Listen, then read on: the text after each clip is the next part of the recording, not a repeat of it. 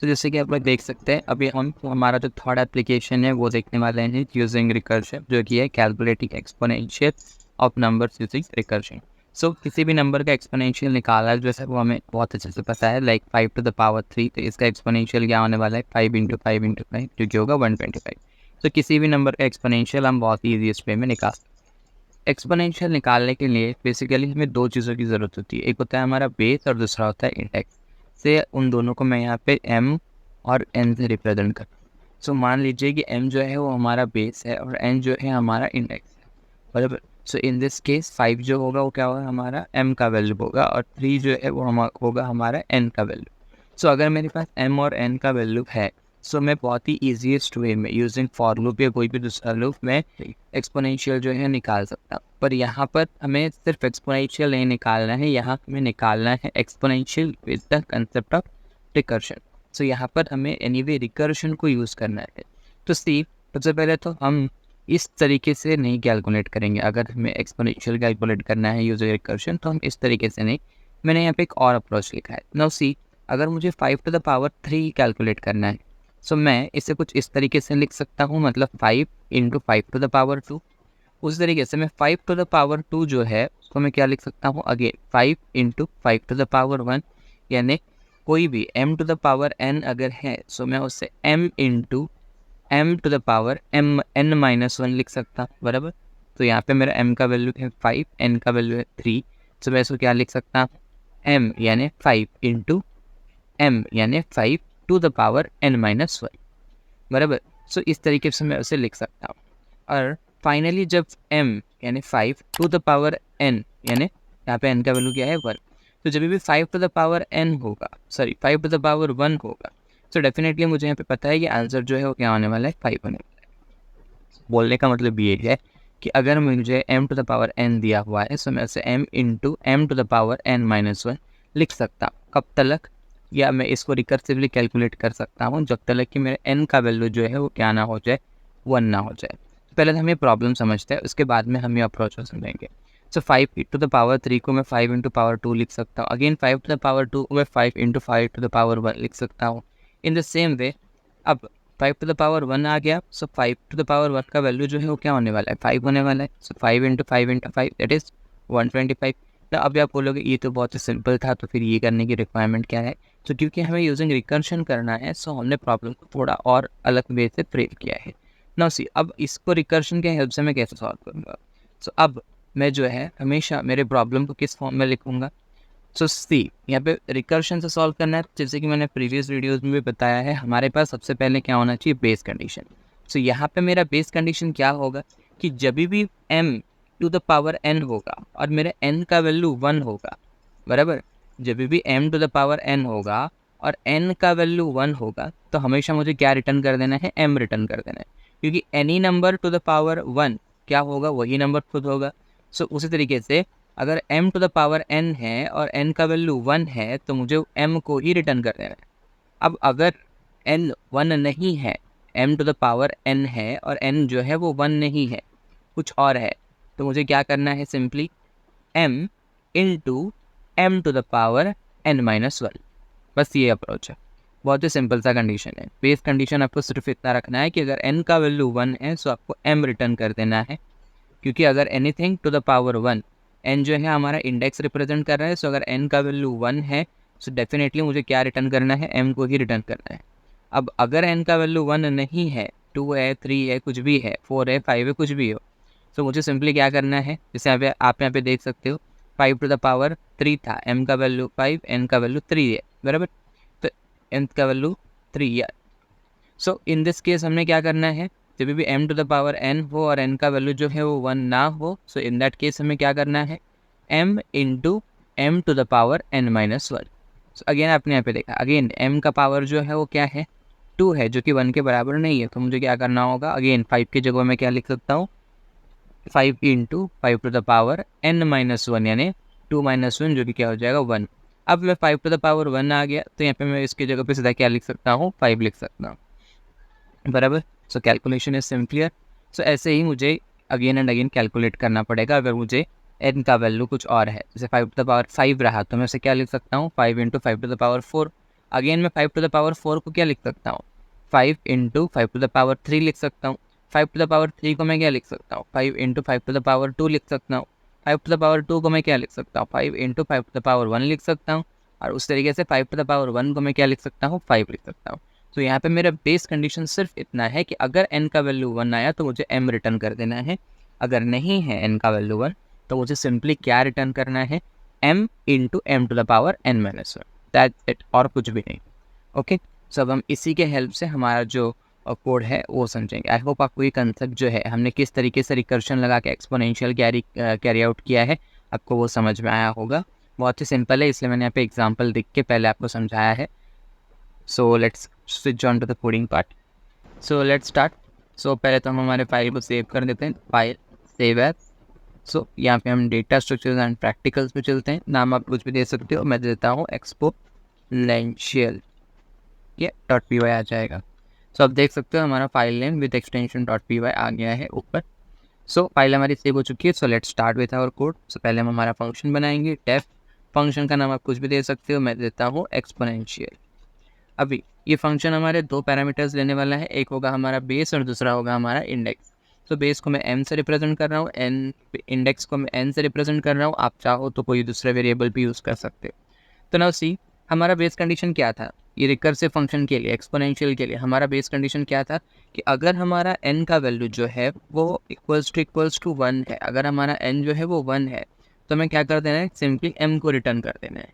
या इसको आप ऐसे भी लिख सकते हो, see spelling mistake, always remember keyword जो है वो ऑरेंज पे दिखते हैं आइडियली में। सो अगर आपका कीवर्ड सही है so it should look like this. So return एक कीवर्ड, रिजर्व कीवर्ड है, वाइट हैबिट, सो इसे आप एज वेरिएबल नहीं लिख सकते। सो रिटर्न क्या करना है मुझे m, अब चाहो तो इसको इंटू n भी लिख सकते हो। सी n का वैल्यू 1 है, सो m इंटू n मतलब m into 1, so answer will be m only. So अभी हम एल्स वाले पार्ट में आते हैं। सो अगर n का वैल्यू 1 नहीं है, मतलब आपका जो इंडेक्स है वो 1 नहीं है, 1 के बदले 2 3 4 या कोई दूसरा वैल्यू है, सो इन दैट केस मैंने आपसे क्या कहा था, हम क्या रिटर्न करेंगे m into m to the power n minus 1, बराबर। सो अब ये जो चीज़ है इसको मैं डायरेक्टली नहीं लिखूंगा क्योंकि मैं रिकर्शन यूज़ करने वाला हूँ। अगर मैं सीधा ऐसा लिख दूंगा, ऐसे रिटर्न या m इंटू, सो ये जो पावर मैं बोल रहा हूँ m into m to the power n minus 1, तो उसके लिए मुझे क्या यूज़ करना होगा, डेफिनेटली मैं डायरेक्टली नहीं लिख सकता, तो उसके लिए मुझे एक्सपोनेंशियल फंक्शन को यूज़ करना होगा। एक्सपोनेंशियल, या स्पेलिंग मिस्टेक नहीं होना चाहिए अदरवाइज फंक्शन कॉलिंग में एरर आएगा। एक्सपोनेंशियल ऑफ, सो अब यहाँ पे हम क्या पास करेंगे, सो m, और अब हमारा जो इंडेक्स है वो हम क्या करने वाले हैं, 1 से कम करने वाले हैं। So it will now be n minus 1। So होगा क्या, अगर n का वैल्यू 1 है तो m इंटू एन हो जाएगा, अगर n का वैल्यू 1 नहीं है तो ये क्या करेगा m इंटू एक्सपोनेंशियल, अगेन यही फंक्शन कॉल करेगा exponential with base same base यानी m, और इंडेक्स जो होगा वो क्या हो जाएगा, 1 कम होएगा। अगेन ये फंक्शन जब कॉल होएगा तो अगेन चेक करेगा क्या n माइनस 1 यानी जो अभी नया n इसको मिलेगा n माइनस, अभी देखो हमने जब ये एक्सपोनेंशियल फंक्शन को कॉल किया है सो अभी यहाँ पे m का वैल्यू तो m ही हमने पास किया है, बराबर, लेकिन हमने n की जगह पे क्या पास किया है, n माइनस 1। तो जितना भी आपका n होगा उससे एक कम इसका जो है नया वाला n होगा जब ये नेक्स्ट टाइम कॉल होगा, जब ये फंक्शन कॉल होगा तो इसमें n का वैल्यू जो है प्रीवियस वाले n से एक कम होगा। तो मान लीजिए यहाँ पे इनिशियली 3 था तो अब यहाँ पे क्या हो जाएगा, ये कॉल होने के बाद ये क्या हो जाएगा, 2 हो जाएगा। सो सेम चीज़, सो अगर अगेन n का वैल्यू 2 है 1 नहीं है, सो ये क्या रिटर्न कर देगा, m into exponential of m n minus 1 यानी 2 माइनस 1, अगेन कॉल होएगा। सो रिकर्सिवली ये कॉल हो रहा है एक्सपोनेंशियल फंक्शन, इसलिए एक रिकर्सिव फंक्शन है। और जो सिर्फ इतना सा है, बहुत ही सिंपल सा कोड है। सो नाउ सी, अभी आप लोगों को अपने स्क्रीन के ऊपर एक डायग्राम दिख रहा होगा, ये मैंने सिर्फ आप लोगों की अंडरस्टैंडिंग के लिए बनाई है। सो आई होप बहुत लोगों को आपको कंसेप्ट समझ में आ गया होगा because it's not that difficult, but still मैं एक बार बता देता हूँ। सो एक्सपोनेंशियल फंक्शन को मैंने कॉल किया है विद बेस का वैल्यू 6 और इंडेक्स का वैल्यू 3, ओके, n का वैल्यू 3 और m का वैल्यू 6।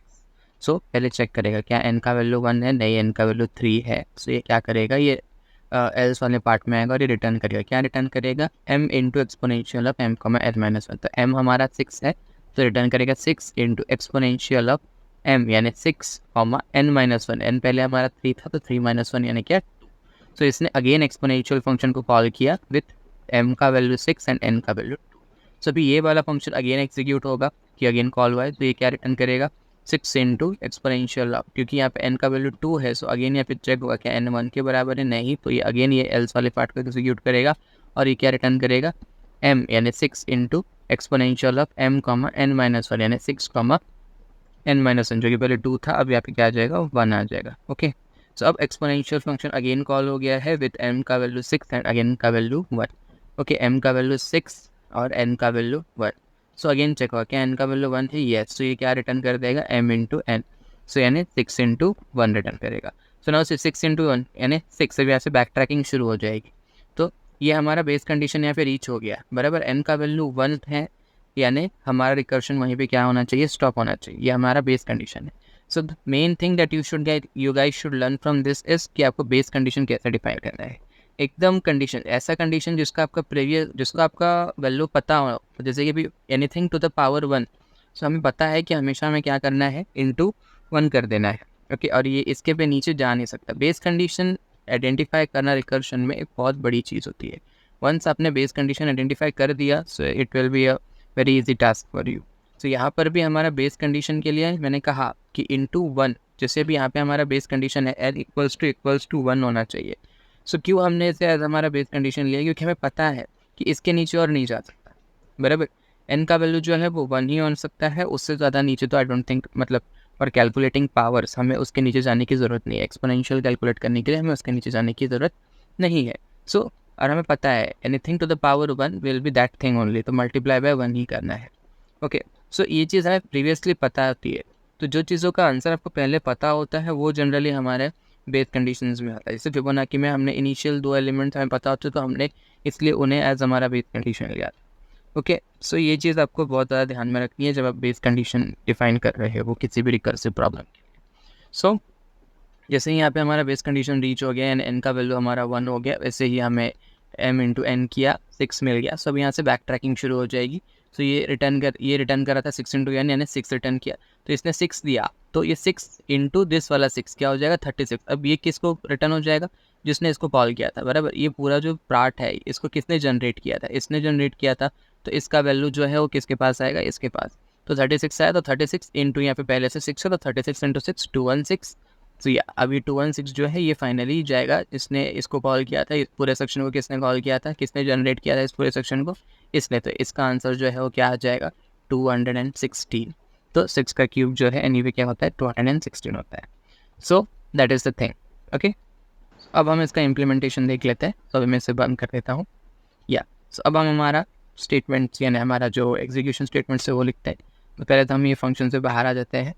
सो 2-3 एग्जाम्पल, ये 2 एग्जाम्पल तो कम से कम हम ट्राई करेंगे। सो सी मुझे क्या देखना है, से 5 टू द पावर 3 देखते हैं। सो 5 टू द पावर 3 इज, अब हम यहाँ पे हमारे कॉमा बाहर देना है।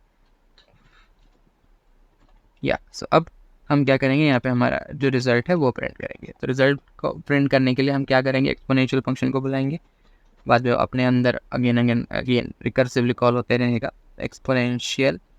तो बेस क्या है हमारा 5, इंडेक्स क्या है हमारा 3, कुछ नहीं करना, जस्ट इतना आपको करना। या और इनिशियली मॉडुलस प्रिंट हो गया है 5 की जगह, तो या 5 to the power 3 is exponential of 5,3। अब ऐसे ही मैं एक आधा और एग्जांपल ले लेता हूँ। इस बार एक स्क्वायर का लेते हैं और एक हायर नंबर भी लेंगे।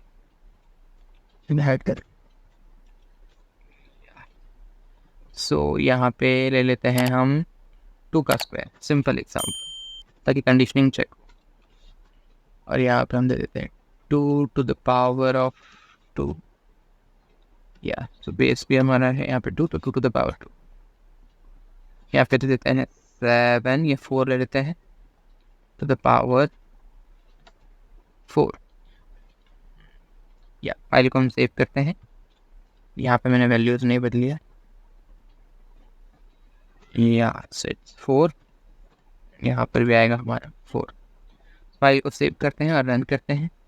सो F5 भी दबा सकते हो आप, सॉरी, या रन हाउ डू सो हमारा कोड रन हो रहा है और आप यहाँ पे देख सकते हैं हमारा आउटपुट जो है वो आ चुका है। सो 5 to the power 4 sorry 5 to the power 3 is 125 जो कि एब्सोल्युटली करेक्ट है। 2 to the power 2 is 4 again ये राइट है। और 4 to the power 4 is 256 again ये भी सही है। 4 का स्क्वायर होता है 16 और ऐसे ही अगर हम दो 16 ले लें यानी 4 का स्क्वायर इंटू 4 का square, so 16 into 16 it's 256, so this is right. So हमारा कोड जो है एकदम प्रॉपर्ली काम कर रहा है। सो आई होप आपको रिकर्शन का ये वाला इम्प्लीमेंटेशन जो है वो समझ में आया होगा। नेक्स्ट सेक्शन में हम टावर ऑफ होनाई भी देखेंगे। So that's it for today guys. I hope आप लोगों ने इस सेक्शन को एंजॉय किया होगा। So do watch our further videos. Thank you.